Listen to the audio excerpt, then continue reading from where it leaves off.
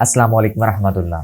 میرا نام ہے محمد بلال اور آپ تمام دوستوں کو ایک نئی ویڈیو میں ایک نئے ٹاپک کے ساتھ خوش آمدید۔ میں نے ایک تحریر لکھی تھی آج سے تقریباً 1.5 سال پہلے۔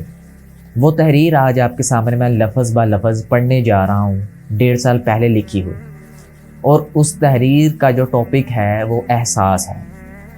احساس اصل میں کیا ہے وہ میں نے تھوڑی دیر پہلے ایکسپلین کرنے کی کوشش کی تھی، کیونکہ جو الفاظ آپ کی زبان ادا نہیں کر سکتی، کبھی کبھی وہ الفاظ آپ کے ہاتھ یا آپ کی قلم وہ ادا کر دیتی ہے۔ احساس 2 طرح کے ہوتے ہیں۔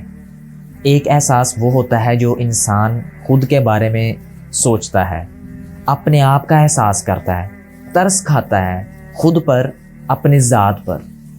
اور دوسرا احساس وہ ہوتا ہے جس کا تعلق دوسرے انسانوں کے ساتھ ہوتا ہے۔ انسان خود کو چھوڑ کر دوسروں کے بارے میں سوچتا ہے، دوسروں پر ترس کھاتا ہے۔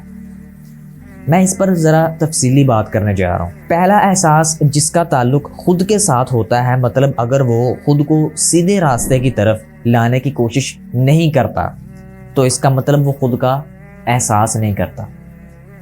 اور آپ کو ایک بات بتاتا ہوں، اس دنیا کی سب سے بڑی دولتوں میں سے ایک دولت احساس بھی ہے۔ جس انسان کے پاس احساس نہیں وہ غریب ہے، اس کے پاس کچھ بھی نہیں ہے، چاہے وہ کتنا ہی امیر کیوں نہ ہو، پیسوں کے لحاظ سے وہ چاہے دنیا کا نمبر 1 ہی کیوں نہ ہو، اگر اس کے پاس احساس نہیں خود کے بارے میں تو وہ دنیا کا سب سے غریب انسان۔ خود کے بارے میں جاننا، خود کی پہچان کرنا، خود کے بارے میں معلومات رکھنا، گویا وہ احساس مند ہے۔ آپ اپنی زندگی میں بے شمار ایسے لوگوں کو دیکھتے ہوں گے جو نہ دوسروں کے بارے میں سوچتے ہیں اور نہ خود کے بارے میں سوچتے ہیں۔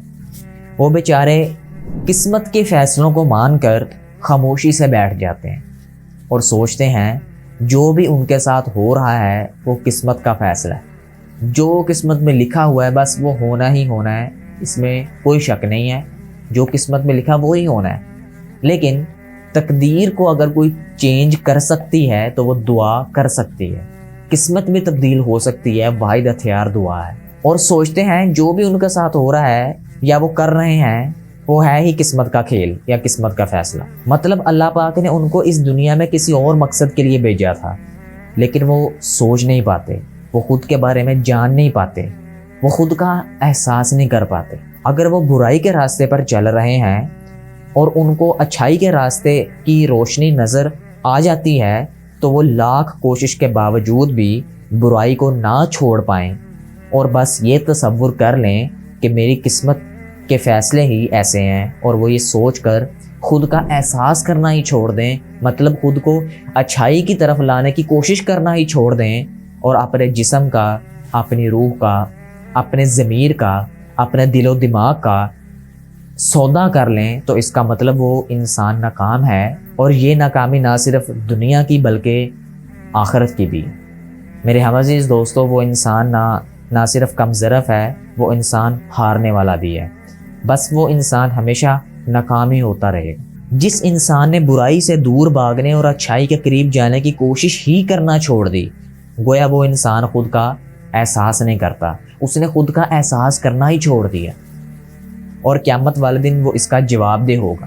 میرے ہم عزیز دوستو، یہاں پر ایک میں بات ایڈ کرتا چلوں کہ اللہ تعالیٰ کے قریب 2-3 قسم کے لوگ ہیں۔ ایک تو وہ ہیں کہ جو گناہ کو چھوڑ دیتے ہیں، بڑے ہی اللہ تعالیٰ کے وہ پسندیدہ انسان ہیں۔ دوسرے وہ لوگ ہیں کہ جو گناہ کو چھوڑتے ہی نہیں ہیں، وہ ضد پہ اڑ جاتے ہیں، اور اللہ تعالیٰ کے قریب سب سے نفرت انگیز، سب سے برے لوگ وہ ہیں جو گناہ کو چھوڑتے ہی نہیں ہیں۔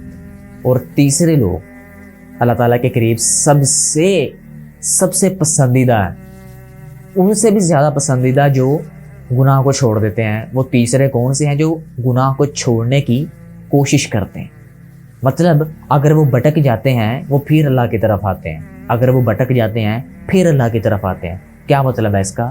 وہ خود کا احساس کر رہا ہے، اللہ تعالیٰ نے اس کو جو کچھ بھی دیا ہے وہ اس کی قدر کر رہا ہے، احساس کر رہا ہے اپنے آپ کا۔ اس لیے میرا یہ ماننا ہے کہ انسان کو مرتے دم تک کوشش کرتے رہنا چاہیے، وہ برائی سے دور بھاگنے اور اچھائی کے قریب ہو یہ احساس ہے خود کا۔ اب بات کرتے ہیں جو انسان دوسروں کا احساس کرتے ہیں۔ دوسروں کے احساس سے مراد لوگوں کے بارے میں سوچنا، لوگوں کے حالات سے واقف ہونا، کون سا انسان اس وقت کس حالت میں ہے، یہ جاننا ہی دوسروں کا احساس ہے۔ بہت سی اس دنیا میں شخصیات قیام پذیر ہیں جو یہ سوچنا بھی پسند نہیں فرماتے کہ کون کس حالت میں ہے، چاہے وہ بھائی بھائی ہی ہوں، چاہے وہ بہن بھائی ہی ہوں، چاہے وہ ماں باپ ہی کیوں نہ ہوں، رشتوں کے علاوہ چاہے وہ کوئی غریب ہو، مسکین ہو یا یتیم ہو، کیسا ہی ظلم کیوں نہ کر جائے تو دل کے اندر خیال تک نہیں اس کے آتا کہ میں نے یہ کیا کیا، میں نے یہ اچھا کیا یا برا کیا۔ بہت سے لوگ اپنی طرف بہت بڑے اور بہت زیادہ احساس مند خود کو سمجھتے ہیں، خود کو بہت بڑے اور احساس مند سمجھتے ہیں، لیکن وہ ہوتے نہیں ہیں۔ بس کسی بھی معاملے میں پرفیکٹ سمجھ لینا اصل میں خود کی سب سے بڑی ناکامی یہی ہوتی۔ اس لیے لوگوں کے بارے میں جاننے کی کوشش کیا کریں کہ وہ کن حالات میں۔ میرا یہ ماننا ہے اپنی ذات کے علاوہ جو انسان دوسروں کے بارے میں سوچتا ہے، دوسروں کا درد رکھتا ہے، ان کا درد رکھتا ہے، وہ عظیم سے بھی عظیم تر لوگ ہیں۔ رسول اللہ صلی اللہ علیہ وسلم نے فرمایا کہ قیامت والے دن ایک بندہ آئے گا اللہ تعالیٰ کے پاس۔ اللہ تعالیٰ فرمائے گا کہ اے میرے بندے، میں بیمار تھا، تو میرا حال پوچھنے کے لیے نہیں آیا، تو میری بیمار پرسی کے لیے کیوں نہیں آیا؟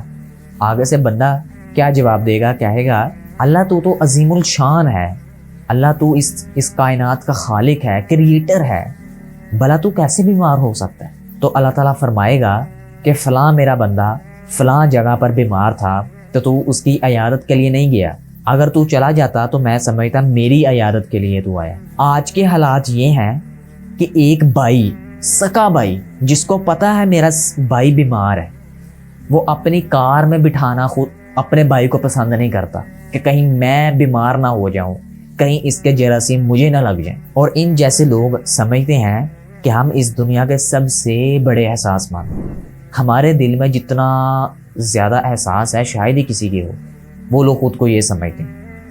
ایسے ہی بے شمار مثالیں میرے ہم عزیز دوستوں میرے پاس ہیں اور میں دے سکتا ہوں، اور بے شمار مثالیں ضرور آپ کے پاس بھی ہوں گی۔